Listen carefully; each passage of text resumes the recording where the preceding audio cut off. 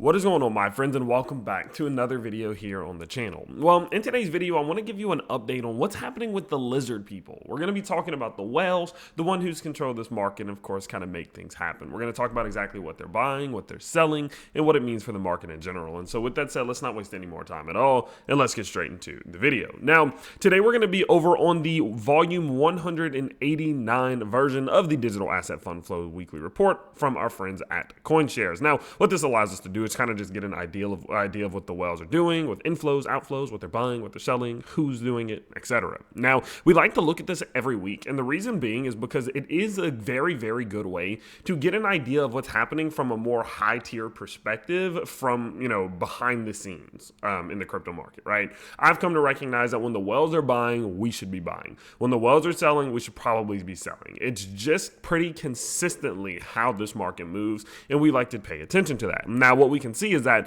this is going to be a representation of inflows and outflows. Inflows means the bar is going to the top side, it's positive. Outflows means it's negative, or to the downside means it's negative or it's an outflow. And what you can see is that each one of these bars represents a week.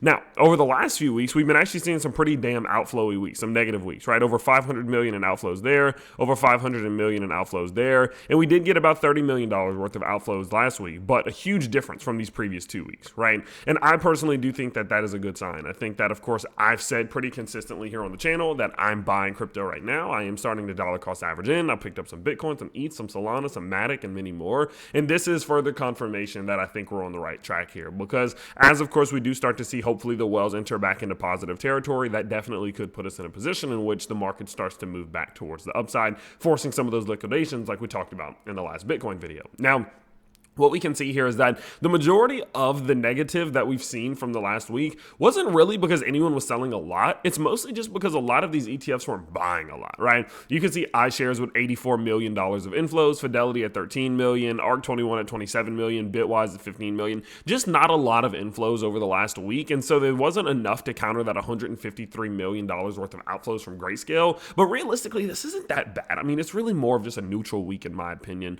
because where we are with this thing is just that like Grayscale is going to be selling every week, right? Like that's just kind of what they do. And so the fact that we just didn't see enough positivity, and of course in the market, or maybe enough certainty within the market to see enough inflows to counter the outflows is why we saw the outflows. It's not like ARK21, like maybe, Fidelity was buying 300, 400 million, but ARK21 or iShares was selling 500 million. It wasn't anything extreme. Just not really much was happening on either side. And that is why it is such a state of neutrality there. Now, in terms of what was going on, we can actually see that the majority of the reason as to why we saw outflows this week was because of Ethereum. So Ethereum saw $60 million worth of outflows in comparison to, of course, Bitcoin at 10 million, multi-asset at 17.9, Solana at 1.6, Litecoin at 1.4, and of course the others at 2.8. So Solana outperforming the rest of the altcoins over the last week, which isn't too surprising there. Solana typically does outperform, but multi-asset, I guess, could technically be considered an outperformance, but it is, of course, multiple assets. So it's kind of hard to compare that to an individual asset. But anyway,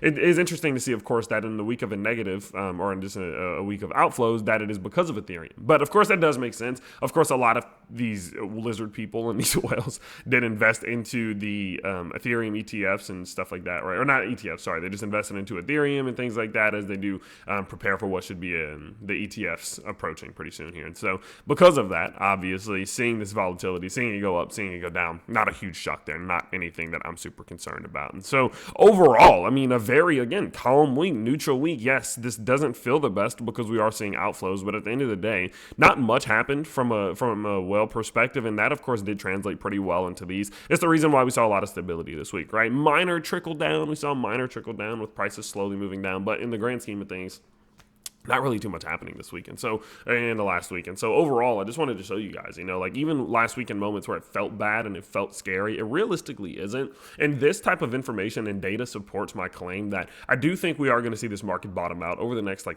6 to 8 weeks. And I know that's obviously a big time frame, but the reason I say it is we just need to get out of summer. Summer is always sucky. And there are a couple catalysts that could push this in either direction, right? There's Ethereum ETF news, Solana ETF news, there's a presidential election, there's still inflation issues out there, right? So there are many catalysts that could push this in either direction. So you can't fully say that, of course, once we get out of summer, things are going to pump. But the likelihood of us being able to find a bottom and continue upwards once summer's over, once we get past August, does go up pretty substantially. And so because of that, as we do put in these lows and as we do have these moments where the prices are falling, I am just going to continue to buy. I'm not buying a ton, but I'm just buying often. And that's because I like getting in on these averages. And so with that in mind, if you do want to see what I am buying when I do buy it, you can go ahead and check out my private Discord server down below. Of course, you can see what I'm buying and many other creators are buying. There's live streams, there's seminars, there's gym callers in there talking about some of their alpha plays. We release alpha reports as a server, of course, for many of the companies that are running marketing through us, because that is the main catalyst for pumps. I mean, there's a lot of info there. So definitely do go check that out if you want to see it. And of course, make sure that you do tune into future vids if you did enjoy this one. But I may have a few more coming today. I'm not